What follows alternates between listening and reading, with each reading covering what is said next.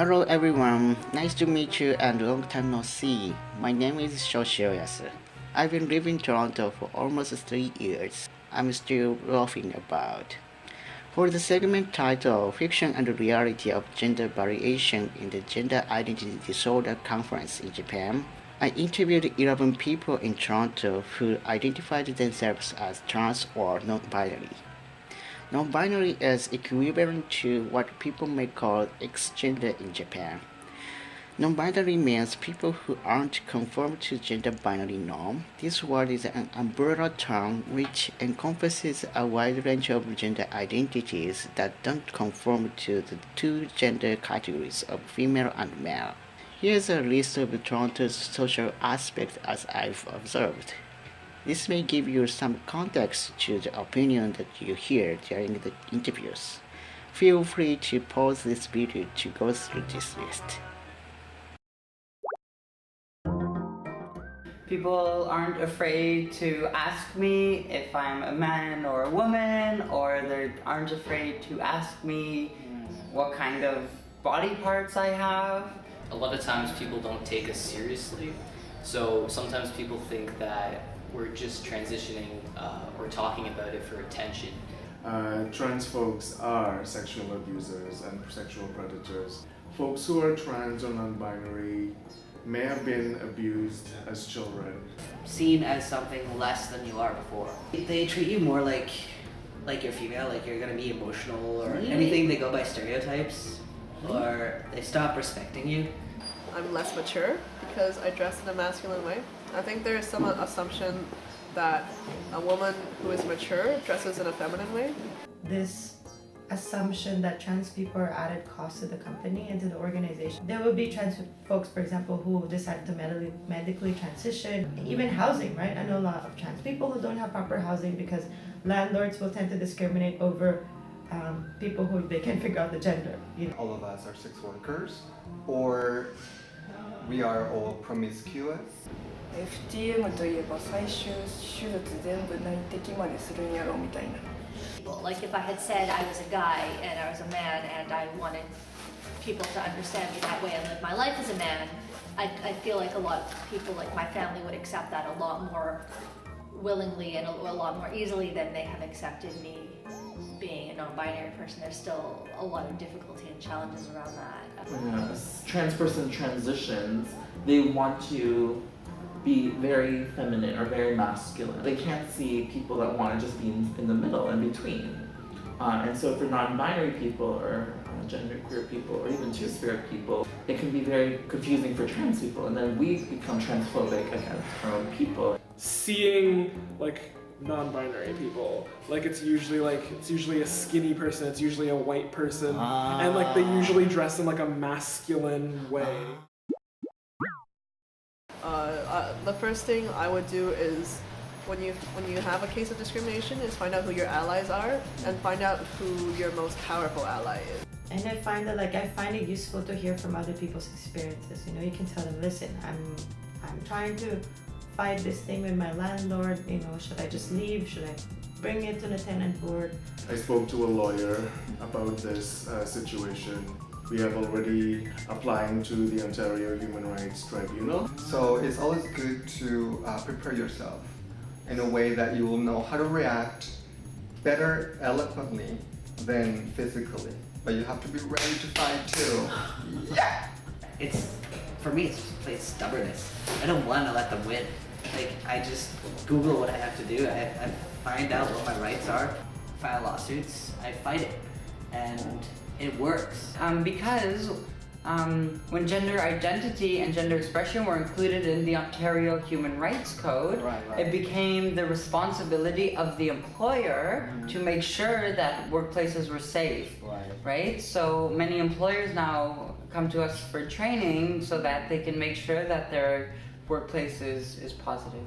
And that's a major issue. Like, we need to be aware of these things if we're gonna, for example, because if we don't, things are gonna be enforced on us that we don't know are wrong, and then, we can't challenge something if we don't know that it's wrong.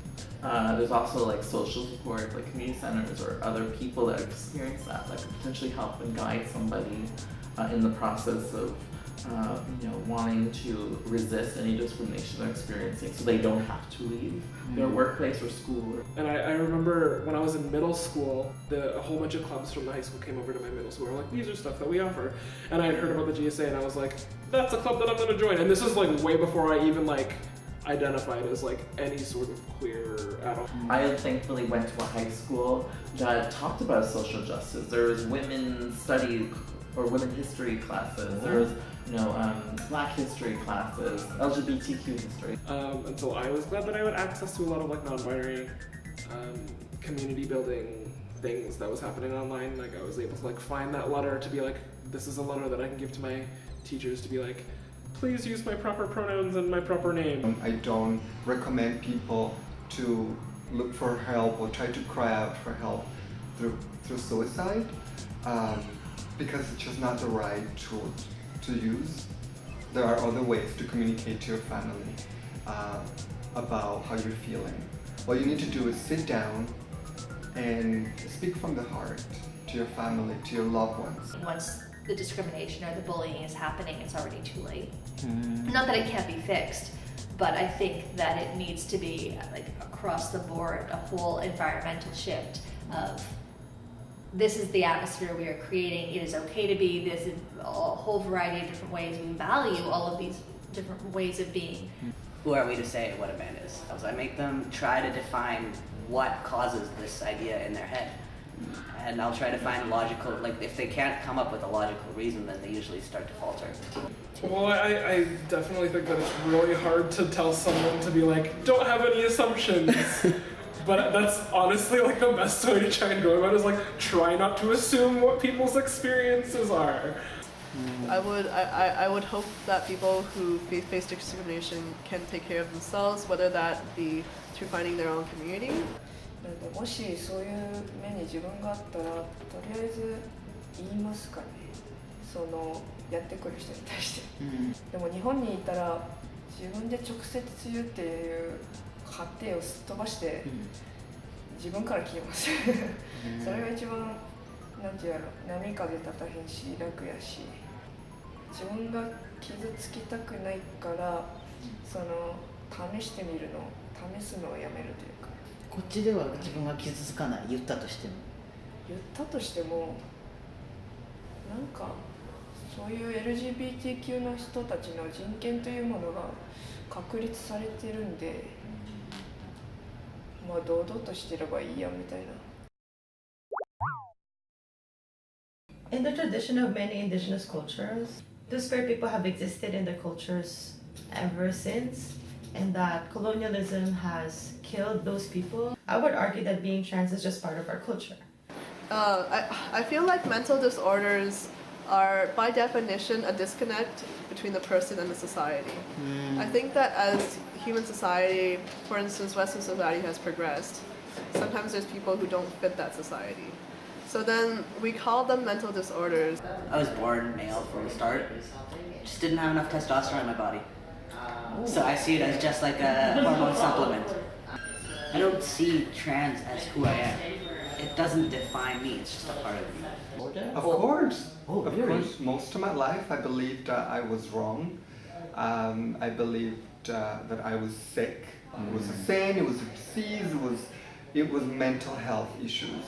It took me a long time to realize that I'm not the one crazy around here. Gender is something more spiritual, I think, than mental. And so, and I also see the benefit of having a mental illness that needs to be cured or supported medically. And that means for trans people, we get our surgeries covered. But that is very much just the way that I exist. I don't think that's a mental disorder at all. We need to change the structure of society to be more inclusive of people of a whole bunch of different genders. We need to expand the ideas of genders. Gay or lesbian or whatever were also clinicalized and made into this medical thing years ago. Trans stuff is following behind. But there is a clear way to help someone, depending on how they feel, that they can always achieve satisfaction with themselves and with their identity. So at that point, I think that it's quite different from a typical mental disorder.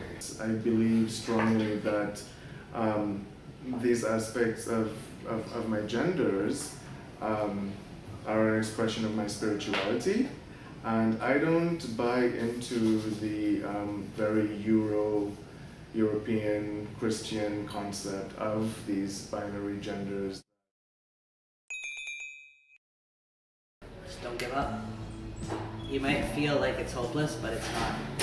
Maybe even if it doesn't work out for you, it might work out for someone else. Gather yourselves and come up with a plan. Demand in writing, eloquently, demand your rights as a person, because you have rights.